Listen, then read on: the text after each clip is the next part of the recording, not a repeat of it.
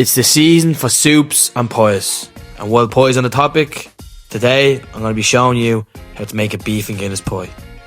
Let's rock. What's happening, folks? Let's get it started straight away by sorting out the beef. Season your beef with some salt, pepper, olive oil and a bit of flour, as this is going to help give it a nice crust and colour when we cook it. I'm using 750 grams of 5% diced beef chunks, but honestly, use whatever cut you fancy. Get a big pot on medium to high heat, add a splash of oil and stir that beef off in batches until it's got a proper crust and there's a nice build of fond and flavour forming on the bottom of that pot. And don't overcrowd the pan shams. We're looking for some caramelised crust, not sad steamed pieces of beef. Once it's browned, scoop out and set it aside. And don't stress about fully cooking it yet.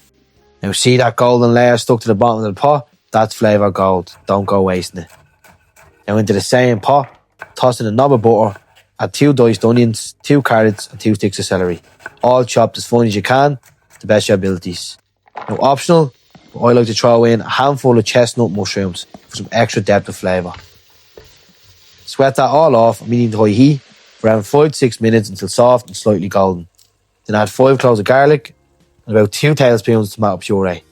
Now for the flavour bomb. Plenty of ScranNaasty sauce, a few sprigs of fresh thyme and rosemary, 2 bay leaves, and of course, the star of the show, full can of Guinness. And make sure you keep one for yourself. Even if you don't drink, the 0-0s are banging. Trust me. Scrape up all those bits from the bottom of the pot. That's where the magic happens. Let the Guinness cook off for a few minutes, then pour in around 300 ml of beef stock. Now we're going low and slow here, folks. Let that simmer gently for at least 2 hours, either on the stove or in the oven. The longer you give it, the more tender the beef will get and the more richer the gravy will become. Right, your filling is done now and the beef should be just falling apart and it should have a nice thick consistency. Now if it doesn't, you can throw a cornstarch slurry in, thicken it up, or you could even use some gravy granules, just not too much because they're very salty, but that'll thick it up. Especially like a beef gravy granules and it'll add some beef flavour. But if you do have the patience and you do simmer this properly for at least 2 hours, it will thicken up naturally anyways and the beef will fall apart. If it's not, just simmer for a bit longer because you don't want big chunks of tough beef obviously in your pie. Now obviously next you lay out your pie crust and you want to be using short crust pastry. I just got this pre-rolled stuff in Aldi. Listen, it's midweek, I don't have time to make my own pastry. And as well, you don't need to see me rolling off screen. I'll just lay it flat in the baking dish. But let this cool down a bit. It doesn't have to be fully cool. Warm, not boiling. If it's too warm, it'll mess with the bottom of your pie. And if it's completely cold, it just won't help the cooking process. Where if it's warm, it actually helps to cook the bottom of the pastry. And of course, at the end, always give it a little taste. See if you're happy with the salt and pepper levels. Right, for me, I'm happy with the salt. I just want to add more pepper. And as always, do that at the end, because if you add too much at the start, you can mess up the whole dish. I say it every time, in every video nearly, I know, but it's just a reminder because sometimes you do forget. Top. Lay down your short crust base in the pie dish, spoon in that rich beef and Guinness mix. Then top it off with the pastry. Crimp the edges.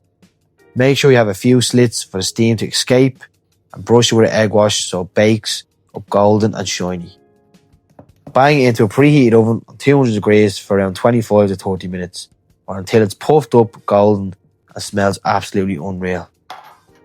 While that's baking, let's get the mash on the go. Maris piper potatoes are the go for mash, but use whatever you've got. Peel, wash, cut them and boil in heavily salted cold water.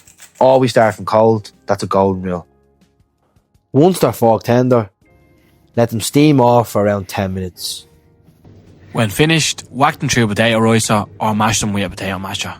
Or if you're like me, I couldn't find either or, so I had to go proper fucking old school and mash them with a fork.